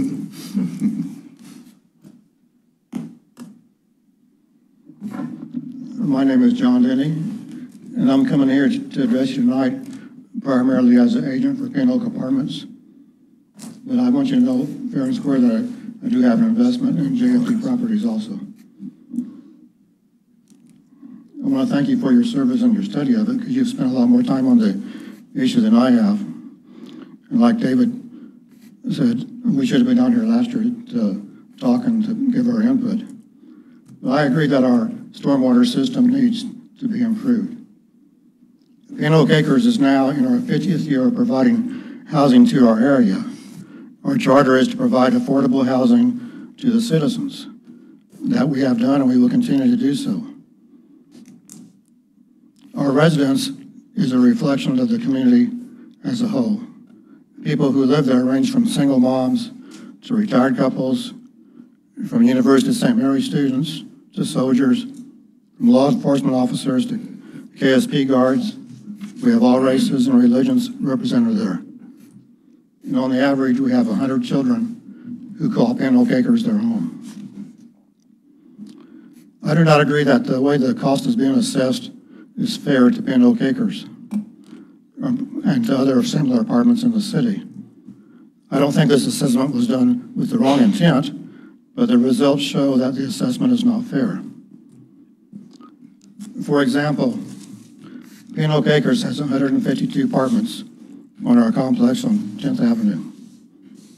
The fee charge was figured at $84 times 152 for a total of $12,768. And this is not a one-time fee, but an annual fee. I understand why the commissioners went with a fee instead of a tax, but it still feels like a tax coming from our city government. If it was a tax, if it was a property tax, then the increase to Pin Oak Acres would have been over 20%, which would, of course, be an outlandish increase. If all the properties in Leavenworth would have had that 20% increase, there would have been a lot more people down here addressing the commission. Besides the ongoing large dollar amount that Pin Oaks will have to pay, it appears to be unfair when compared to those organizations that provide a different type of housing. And this is the motel business. These businesses, no matter how large they grow, pay a maximum of $3,125 per year, which is 4 times, well, Pin Oaks pay is 4 times that. In fact, that $3,125 is the maximum that any organization pays, no matter their size. Why not use a maximum for the residential apartments as you do for the businesses? This seems to us that would be a much better way to be fair to all.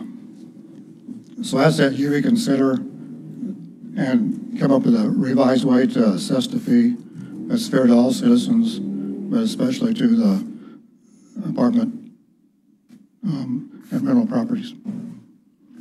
Mr. Denny, how many units did you say, 120? 152. 50? 152. And how many, and the other big one is Stoney Court, isn't it? Those are the probably 2 biggest ones in town.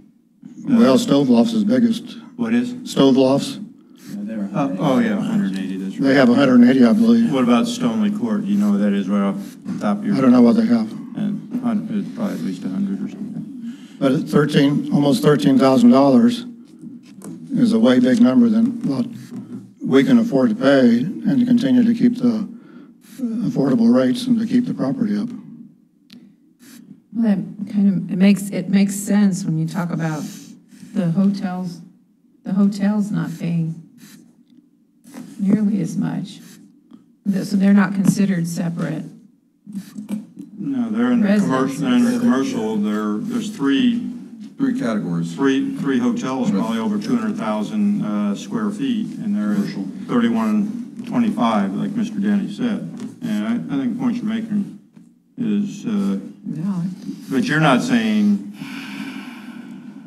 don't take it to zero. You're saying, hey, let's relook at this. This is something that maybe is Exactly, I think you popped need up to, that we didn't realize. I don't think the intent was there to punish the residential apartments. That's the way it came out, where we're paying almost $13,000, and Hallmark is paying $3,000, Home Depot is paying $3,000, the motels are paying $3,000. Yeah. Something's not right, it didn't seem fair.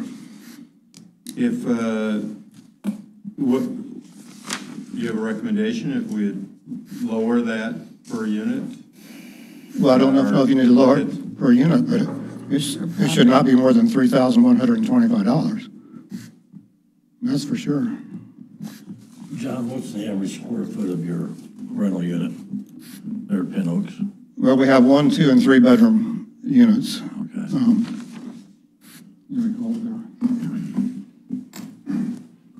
Good evening again, Mark Denny. And just for a point of clarification, Woodland Village has 180.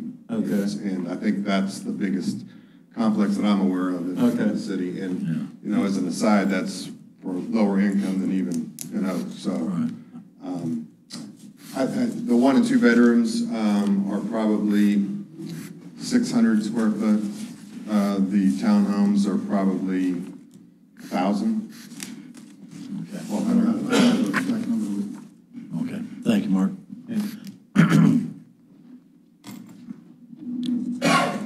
Thank you, Mr. Denny. Thank you, sir. Appreciate it. Anybody else would like to address the commission? Sorry, just one more thing. Get you a chair. Feeling comfortable now. Yeah, and I'll just pick on John as my father. We own a duplex up on Cheyenne. It's probably 1,200 square foot, and we're charged $84 each side. And, you know, make no mistake, we're passing this cost on to the tenant, some of it to the tenant, as I'm sure a lot of landlords are. But John lives in a 3,500 square foot house. He's paying $84. Yeah. That doesn't seem fair to me. And not so, forget the fairness of it, but his 3,500 square foot house, putting off more water and taxing our stormwater runoff more than our 1,200 square foot duplex on Cheyenne. So that's all I have to say. Thank you. We did, Mr. Denny, just, I understand what you're saying, and we, this commission, did wrestle with that when we went through this over a year as we're discussing it. Do we charge by square footage, or do we do a flat fee? And it was the consensus, and I think unanimous among the commissions, that we're going to just go with a flat fee per residential unit. Right. And we did the flat fee for multifamily, and obviously, you know, some things popped up that you're pointing out tonight that I don't think that we quite realized at the time. But we decided not to go by square footage for, I don't know, we had, how many meetings on it? 22? I think 22. Yeah. And public meetings and no private meetings, I don't know. I didn't They even were say all that. public I mean, meetings. public meetings out in the community, meetings here, and we did determine that that's what we're going to do. And As was stated. is there one way, is it 100% right answer? There's probably not, but this is one that we decided on, and for us, I think it was. I understand it, and as was stated by Mr. Drake and John earlier, you know, shame on us for not being here, and I take responsibility for not being here and paying more attention. And no matter what you decide, and I think everyone's in agreement upon, we have a problem and we need to address it. Right. And no We matter, want to be fair, though, right, honestly. and no matter what you would have decided, someone would have been down here. It would have been me, it would have been somebody else down here, you know, complaining and questioning about it. But all we're looking at is to be as equitable as possible, and that's all we ask. I understand. Appreciate you, sir. Anybody else?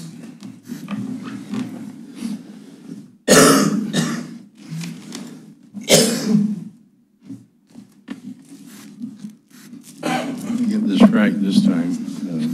I'm Phil Urban. I have Urban Music Store and I also have some commercial property, rental property, residential as well.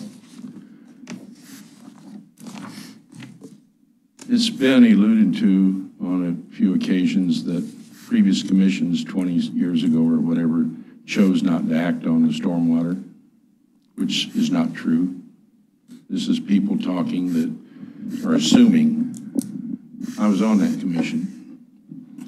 The commission 20 years ago was going to try and do it, or when it was brought forward, it was done on a fair and equal pay based on the amount of impervious area, which you all chose not to do on this. You're just doing units.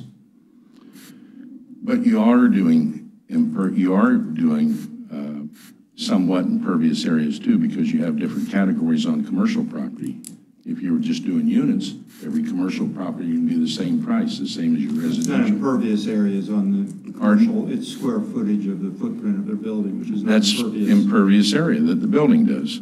The building creates, The parking lot would not be considered, A building- Saying the roof sheds water, so therefore it's impervious. a building creates an impervious area where the footprint of the building is. A parking lot creates an impervious area. You are doing based somewhat on impervious area on this plan, because a 3,000 square foot commercial building doesn't pay near what a 30,000 square foot commercial building. Not talking about parking lots, Mark, I'm just talking about the structure of the building. Right. So it's a hybrid type correct. impervious area type thing. It's a mix, and it's all mixed up. Nobody likes to pay any more than they have to. That's the first thing everybody needs to understand. None of us do. But if everybody feels like whatever we are having to pay is done in a fair and equitable way, then you can all be happy or unhappy together, but feel like we're all being treated the same. When you're not being treated the same as someone else, that kind of sticks in your craw. That's human nature. In 2000, this thing came up. It was the first time that I know of it ever came up. Based on impervious area. At that time, residential, there were two fees. I don't remember where the square footage broke, but there was, I think it was $8 a month and $12 a month, based on what you got. Today, your plan says if you have a 700 square foot house, you're paying $7 a month. If you have a 7,000 square foot house, you're paying $7 a month. That's not right. A 7,000 square foot house, should it all be one level, is putting off 7 times more water. So I think that if you're going to get this thing halfway right, you're going to have to do based on somewhat on impervious area. And I think if you would relook at it and say residential is so much for this size, this bigger category is going to be a little bit more. This huge category might be a little bit more. In 2000, we finally got it put to, I basically killed it. The last time we talked about it, I said, you're charging ZEC Ford out here $1,100 a month. That's $13,200 a year. This was in 2000. This was in February or March, something like that, of 2000. That's ridiculous. Great Western Manufacturing, charging them something like $800 a month under that plan. This is ridiculous. This is as bad as property tax.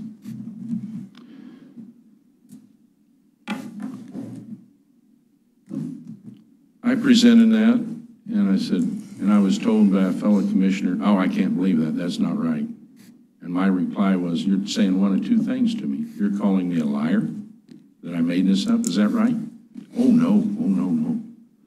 then you're telling me I'm an idiot and I don't know how to multiply, divide, subtract, or add. Oh, no. I said, then you do the math and tell me, come up with a different number. If you base this on impervious area, and you can prorate it, you can have your categories on commercial properties. You fall into this category, this category, this category, and this category, and this category. And once you get up to something, and this is good up to so many square feet, after you hit over that, you can prorate it down to different rates. Okay, from this amount on up, extra square footage over this, we're going to charge you 1 cent a square foot. Once you get past that, that reduces down to 1/2 cent. You can make this come out to where proportionally people are paying what's fair. Right now, what you've got is if somebody has a 5,000 square foot apartment building all on one level, they're paying the same if they've got 5 units in that apartment building and it's one level. They're paying the same fee as somebody who has 10 units with 5,000 square feet. You're double decking. You're doubling up on people. I'll give you my example. I was in at a little over 10,000 square feet. I'm paying $900 and give or take dollars a year. And I'm going, this can't be right. I don't have these apartments rented. Most of those apartments, I've redone a couple of them. Most of them are not rentable. I don't even choose to rent them. But I'm 10,000 plus square feet. And I'm looking at it. I went out and measured the whole building myself. And I'm going, I'm under 10,000 square feet. Then it come to find out there was a building that I was being cited for that had been torn down 7 or 8 years prior to that. There was another building that attaches to the back of my building that is 4 apartments, 2 of them are not rentable, 2 are, that were never commercial, but yet they had me down as commercial. So I had to do all the footwork, and we got it straightened out. I went to Public Works, and they come up and inspected and saw that it was what I said. However, I did have one question on it that didn't quite agree with. Well, we can't do any more for you. You have to talk to the city manager. Well, I have an appointment with the city manager from the deadline back there in February. Made an appointment with his secretary to call me so I can come down because there's only a couple days left, and I haven't got that call yet. And I'm not going to call a second time. I'm not going to do that. I don't have the time. So I'll just pay the extra $84. Bottom line is, I'm not happy. There's a lot of other people not happy because proportionately we're not treated fairly. My brother had 3 fourplexes right behind the bank that was across from where Sonic on 4th Street, where the old Sonic was, paying about $1,000 a year because there's 2 apartments, one above the other in each building. Here again, I'll use Zec for an example. They're paying $1,200 a year on their original footprint, the original, not their new lot, not the buildings they bought to the east of them, but on the original property, they're paying $1,200 a year. Now they're adding on, I imagine their rate will go up a little bit. But there's something wrong when I'm paying for my little dinky operation, $900 a year. Zec's out here with this huge operation is paying $1,200. Somebody with 3 fourplexes is paying $1,000. There's what I'm talking about. Proportionately, a lot of people aren't happy because we're not being treated fairly. Because the way this thing was put together doesn't work. Now, I want to go back to 2000 Mr. Field, real quick. Just for the sake of time, sir, we thank everybody for coming out, and this is the purpose of the meeting, to get feedback so we can have something else to look at, some different options. I understand that. And That's giving you some feedback. Yeah, but appreciate that's it. the time limit. Yeah, so but we thank you. We Can thank I everybody finish for my coming thought out. real quick here? Yes, sir, but go ahead. Thank you. So going back to 2000, we were aware then that this is an old city and that we need a stormwater. Nobody wants it, but we need it. In 2000, April, I was elected mayor at that time. I asked the current city manager at that time on 2 different occasions, when are you going to bring that back so we can deal with it and maybe work out some of the kinks? Never happened. That's about the time you got on, Commissioner Dedeke, in 2000, I think. Okay. Never happened. Never came back. It was just tossed away, I guess. I don't know. And so it never came back until recently. But the bottom line is, there's ways to do this and proportionately do it so it's fair and equitable for everybody. And I think the smart thing to do is put this into some more planning meetings and what have you. And I think that I'd like to be a part. I think you need some citizens involved with you. And I'd like to be a part of it. So the fairness concern that you have, Mr. Urban, is primarily in the residential, because we were just charging a fee per unit, whether it's a single family or, multiple dwellings within a multi. And when you're charging a fee on a unit that's here and another unit directly on top of it, so the fairness, double charging. So the fairness that you're really primarily concerned about is within the residential category of our fee structure. The residential and commercial are, none of them are proportionately figured. You're going to have to, if you want to get this right, you're going to have to take into consideration impervious area. Impervious area is what counts. That's the problem. If you've got a building that's 10-foot square and you got 50,000 square foot of parking space, it's the 50,000 square foot of parking space that's causing the water runoff, not that 10-foot square building.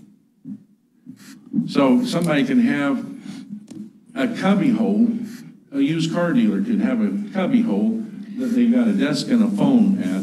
Yep. And they can have 50, 100,000 square foot, and they're being charged $200 or $160, whatever the lowest rate is for commercial. This thing needs to be looked at. It was put together hastily. And it I wasn't disagree with that. No. Go ahead. Not hastily. I'm going to say something, Mr. Urban. Okay. You're not going to like it. We discussed this through 22 meetings. We discussed all these things, and we did hear from you about this impervious area, and we heard from other people. We, as a commission, did make the decision. It wasn't a hasty decision. Well, we wrestled with it, and I don't disagree with what you're saying, but I'm saying that we did go through the process, and this is what we determined. And I do believe that we do need to make some correction on the duplexes multifamily. Residential category. Not the residential, on the duplex multifamily issues. on the whole thing. But Commercial. I'm not in favor of redoing the whole thing, because we did go through this. Through 22 meetings, we went through this. And we discussed that, and I know that you were always in disagreement with it. I mean, I failed to be here except for one meeting because I had too much confidence in you, I guess. Well, Mr. Urban, you and I will never agree on everything. You know that. We always have Well, done that. let me get out of here because I'm getting rushed now. This is a rush job, so. I don't think you've been rushed. The bottom line is, the residential is screwed up because you're double dipping and triple dipping on people. The bottom line is, commercial is screwed up. When you've got Zach Ford paying $1,200 a year on their main footprint of the original property.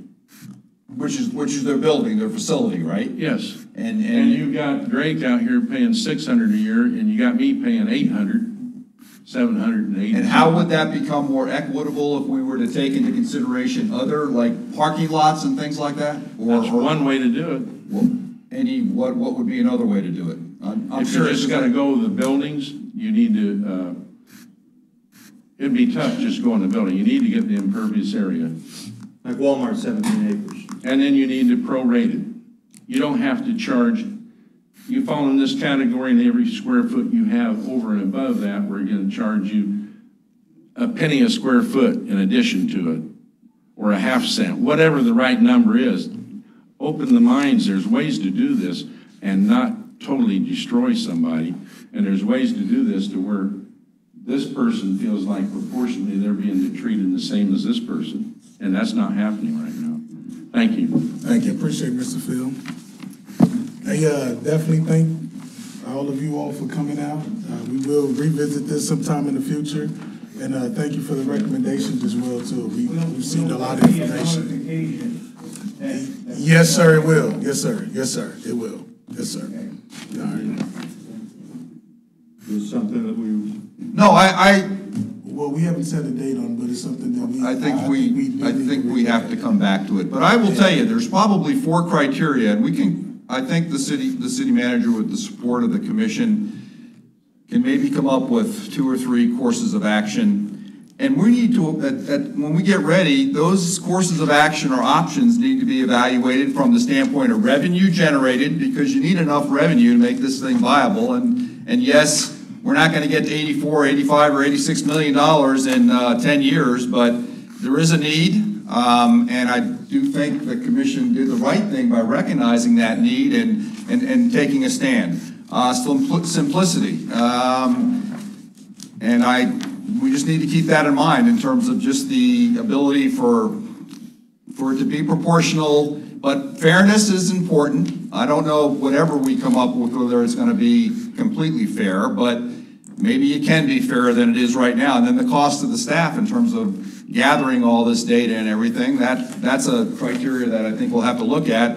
And we'll have to weight those criteria, or criteria in terms of what we think is most important. But I understand where our constituents were giving us feedback, and I followed it on the residential. I'll have to get a little more educated on the commercial, but I know it's a lot of work, and I'm not saying the staff can't do a lot of work, but it will be more work, which will be more costly. It may not be as simple as what we've come up with, but simplicity is just one of those 4 factors that we have to take a look at. Fairness is important, but also the revenue that we generate as a result of somewhere in the 1.1 or 1.2 million dollars a year, so we can accomplish these projects. Yeah. we had, when we did this, we said to make this thing viable, to make an impact, Correct. We needed to raise approximately $1.3 million a year. We knew we couldn't raise 84 million in 1 year, 10 years, whatever. Then it'd be project be an ad infinitum. Based on what we have in multifamily, the 3,700 units of multifamily, we're raising $311,000. That's $84 a hit. Right. To Mr. Denny's point, I think there's probably been some discussion that might be a little bit high. Yeah. Do we look at giving some relief in that area for people of multifamily? And I don't know if we take it down, make it 2/3 of that, make it $56 instead of 84, or make it $42 instead of 84. 35. But that isn't fair to the other duplexes and apartments. Well, no, anybody that has a not just him, no, any duplex, any multifamily unit, instead of $84 per unit, down to whatever number, whether it be 56, 42, whatever. I was talking about John. No, it has to be. Okay. Because as we see, we got over 3,700 units that are multifamily, and that brings in $300,000, 311. And if we cut that in half, with obviously 156,000, that's going to take us down below that 1.3 million we want to hit. But I think that's one. I think that's one of the options, and that would be sort of a quick fix. But I know that Mr. Urban, what he was talking about was, went beyond that. So I don't know. I just think we're going to have to. We're going to have to look at it again. We're going to talk it. But I am committed to this program and the generation of around $1.2 million a year. That's one commissioner's thoughts about this. So, Commissioner Dedicate, would you like to revisit it in the future? Yes, most definitely. Okay. All right. We have consensus. yeah, of course we have consensus. And it's something that we're going to probably, it'll be a continuous thing. We're going to continue to revisit it, I'm sure, I over think the years, but residential that's has been the nature of it. main topic. I'm not entirely sure I know what you want us to prepare. We could put it on a study session and discuss it, but I don't know what else. Well, would you be what looking we're for? talking about, the single-family residences, I think what Mr. Urban was telling us was that, I mean, we'd have to have the data on the square footage of those, right? That's what we I discussed. think that would We be discussed impossible. that. I'm just saying, I think that's what I heard, with respect to making it proportional and fairer, at least in terms of the residential area. I think that's what I heard. Now, that's a I don't heck of think a lot that's of work, possible. but, I mean, that's what I heard in the, you We know. discussed that last year. I don't think that's possible. So what were you talking about with the, Well, I think we're looking at it, but I'm thinking on the duplexes. That's what I'm in favor of. And not just a special deal for Mr. Denny, but for anybody that has multifamily. If you've got a duplex with two, or you got a sixplex, instead of charging $84 a unit, I think we need to reduce that. We do. And make that fair for those landlords and for those We have tenants. a And consensus we on also need to look at the duplexes. commercial. That's what I'm saying. But when we look at commercial and residential, what Mr. Urban was recommending, and I'm just saying, and I don't, staff is there to work, but that would be getting all the square footages of these properties, both, and I guess that's feasible. I don't know, but last year we decided that we weren't gonna do that, right? Yeah. For the residential, so I don't, Let's adjourn. Duplexes, what you in favor of? Pardon? What are you in favor of, consensus of But revisiting? it needs to be fair. I mean, obviously, one person spending $12,000 versus a business spending $3,000 just doesn't seem fair at all. Quite a bit larger. But those were per unit, there weren't one person. yeah, it's. Yeah, Well- that's not one person spending 12,000. That's where the commission ended up with. There were multiple options about residential We being at discussed- 72 and commercial being double. Right, and right. Greg Cos came in and we flipped that. So there were multiple options on each of these. Yeah, we definitely made a choice that we wanted to protect retention of businesses and hopefully attracting businesses by making the commercial and industrial rates less onerous than what we started off with. And we have them, maybe that wasn't enough, and maybe that's not a fair way to look at it fairly, but we did do it with a reason, with justification in terms of what we wanted to see with respect to our commercial business owners and our industrial business owners. But I understand what we're talking about with respect to the owners of these businesses for the multifamily, structures we have in the city. Good. I'm going to just answer your question that I heard yesterday. Right. We gotta go. In 2000, 2001, whatever, we had the impervious area, so it's very doable on commercial, which included the footprint of the building and the parking lots. We had an impervious area. We even had an impervious area of a home and the driveway. We had all that information, so it's very doable, okay? Okay, so we all on one accord. Are we looking at the duplexes? I want to just look at the duplex. That's what I'm. Not duplexes. Multifamily. Well, multifamily, yeah, correct. I think that That's what I'm in favor of. needs to be addressed immediately, in my opinion. Multifamily. And what, I agree immediately, but would we look more broadly in terms of this fairness and proportionality? I think that we discussed that ad infinitum last year, and we had these same arguments that came up on that. We had some impervious areas. We had some that were over 300,000 square feet. We had 17 acres of Walmart that it could have been 80, 90, depending on the size of unit you had. And we had people come in, that's when we decided, let's do it down to this. And they raised approximately 20, and we did discuss that. I mean, ad infinitum. There's nothing new that we didn't discuss. And that's the decision we came up with. Was 100% of the public in favor of it? No. But if we go the other way, will 100% of the public be in favor of it? No. We have to make the decision, and we did make that decision last year. But if there's a consensus of the commission to relook it, of course we'll relook it. I can't make a decision for the commission. Right. But I feel that we have discussed that. And the item that I think that does need immediate addressing is the multifamily. Yeah. I agree on that. But we're not gonna make everyone happy, I know that. I'm looking multifamily. I want commercial on it. Just for one of the main reasons. In Leavenworth, commercial is our blood. It's our deadline, it's what's feeding us, it's what's generating taxes. We've got them at downtown here. We don't have the business that Kansas City's got, but they're still trying to do their best. They're trying to bring the merchandise in that people want. Then they got an apartment upstairs trying to make that additional money to help pay the water bill that month, and we hit them on that one. You know, I'd love to see a 20% reduction on commercial, and any commercial building that has a business in it, you don't charge them for the upstairs hall.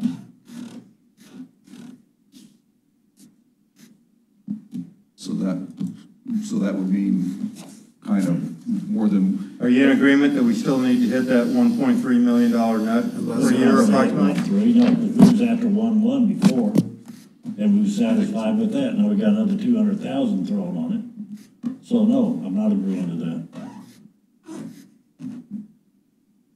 well, I think we need to have anywhere between 1.1 and 1.3, but it changed in terms of where we ended up at this meeting because we got a better count of the actual units that are associated with the multi-story buildings. Right, nobody's fee changed. Right. Yeah. But the number of units in the multifamily Right, structure. yeah. Category changed, so we have more revenue, and therefore we went up to a little over 1.3. And we won't know till the end of the year. We've only received about 800,000 right now. So you want to relook at the commercial too? Or focus on the multifamily immediately? They're on two different nights. Two different nights to do Well, with yeah, one, and then the. Separately. Doing separate. Doing separately. Well, we're not jumping back and forth between the two of them. I believe we need to address this immediate need, and that would be one meeting, and then maybe after we do that, we can talk about if we are going to have another session. And I was obviously part of the commission when we made this decision a year ago, but I can't say that I fully, did we, in terms of not going to the impervious areas, was that because of the complexity and the time associated with trying to get all that data, Mr. Preisinger, or what do you No, I think think? we had some of that data available, but then you have, took someone's area, let's say, Leavenworth asphalt, for example, where they have 20 acres out there, whatever that might be, call it 900,000 square feet. Right. And, we charge them 3 cents a square foot. I don't know what the number was. We pull all those meeting notes and look at it, and versus Walmart, which has 17 acres, which is what, 680,000, call it 750,000 square feet, and we're hitting some of those industries. If we use impervious area, hit some of those people a heck of a lot harder than, I don't want to say Walmart, Sure, just don't pick on Walmart, but somebody that had much more cash flow. And that's why we decided on the way we did it. I believe if there's a consensus to do this, we do it all in one night. I think the multifamily thing is a slam dunk. We'll do that in 37 seconds. I agree. And I don't think we need 2 meetings, and we do, if there's consensus, there's 3 of them, 3 of you that say, go with commercial, let's do it all on the same night. But you're not gonna get my vote to say yes. But if you got 3 of you saying do it, I'm here at the meeting, I will definitely take part. Say yes to your proposal. So are we not wanting to include industrial in this? Industrial and commercial, they're both employers, they're both generating, Man, I said this Well, let's was just look at the bottom 3 and be done with it. what bottom 3? Everything but single family? Everything but single family. I think that's the approach. That'd be fair, I think fair, that's the fair. approach. In terms Everybody of, work on these things at home and see what you come up with. Don't let your staff do it, because we've got ideas too. And if you can come up with them, we'll sit here and compare them, and maybe staff, I have a good one, and we'll have a good one that we can come up with. I guess we got a consensus. 3 of you, yeah? yeah, Let's do it. It'll be fine. Well, thank you all for coming out. Yeah, Job well done. Meet adjourned. Thank you.